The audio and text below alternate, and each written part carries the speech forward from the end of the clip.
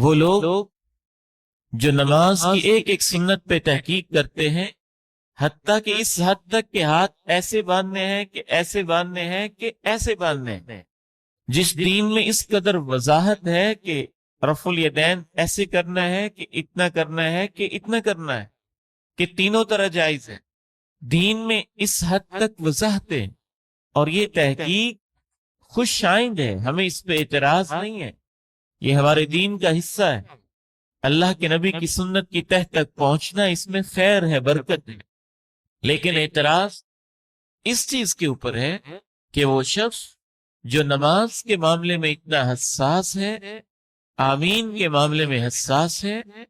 رفع الیدین کے معاملے میں حساس ہے، عبادات کو سمجھنے کے بارے میں حساس ہے،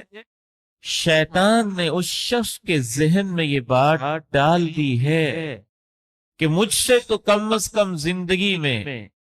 دعوت کی زندگی میں 25 سال اپنی زندگی کے گزار چکا ہوں، ایک بھی نوجوان نہیں ہے جس نے یہ پوچھا ہو میں نے شادی کرنی ہے تو اللہ کے نبی کی سنت کے مطابق کیسے ہوتی ہے۔ چلے وہ نوجوان ہے، ایک باپ بھی میری 25 سالہ زندگی میں ایسا نہیں ہے جس نے یہ کہا ہو کہ میں نے اپنے بیٹے کی شادی کرنی ہے تو اللہ کے نبی کی سنت کیسے ہے۔ اس بارے میں اللہ کے نبی علیہ السلام کا طریقہ کار کیا ہے؟ گویا ہم نے اپنے طور پر ہی یہ فرض کر لیا کہ شادی کے معاملے میں تو سنت کو جاننے کی ضرورت ہی نہیں ہے، جیسے سارے کرتے ہیں ہم بھی کر لیں گے، جیسے معاشرہ کر رہا ہے ویسے ہم بھی کر لیں گے۔ گویا کہ شادی کے معاملے میں اللہ مجھے اور آپ کو ہدایت نصیب فرمائے، ہم نے سنت کو باہر کر دیا، اللہ کے نبی علیہ السلام کی زندگی کو، آپ کے اسوہ حسنہ کو ایک سائڈ پہ کر دیا۔ دوسرا بہت بڑا مسئلہ ہمارے ساتھ یہ ہوا، حالانکہ دین تو ہمیں یہ کہتا تھا ادخلوا فی السلم کافہ،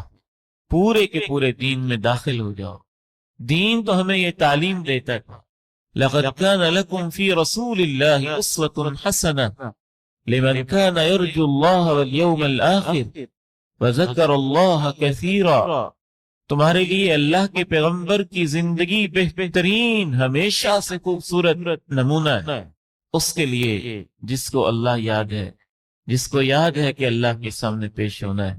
جس کو یاد ہے کہ آخرت بھی ہے اور زندگی کا حساب بھی ہے،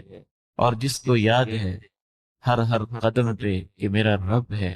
اور میں نے اس کے حکموں کے مطابق زندگی گزارنی ہے، جس کے اندر یہ 3 صفتیں پائی جاتی ہیں کہ اس کا اللہ پر ایمان ہو، آخرت پر ایمان ہو، اور جو ہر قدم پہ اللہ کو یاد رکھتا ہو اور اسے ہی اپنا خالق و مالک سمجھتا ہو،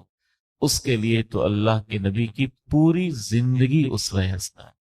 بعین ہی ایسے ہی جیسے باقی معاملات میں ہم نے آپ کو فالو کرنا ہے، تو شادی نکاح کے معاملات میں بھی اللہ کے نبی علیہ السلام کو فالو کرنا ہے۔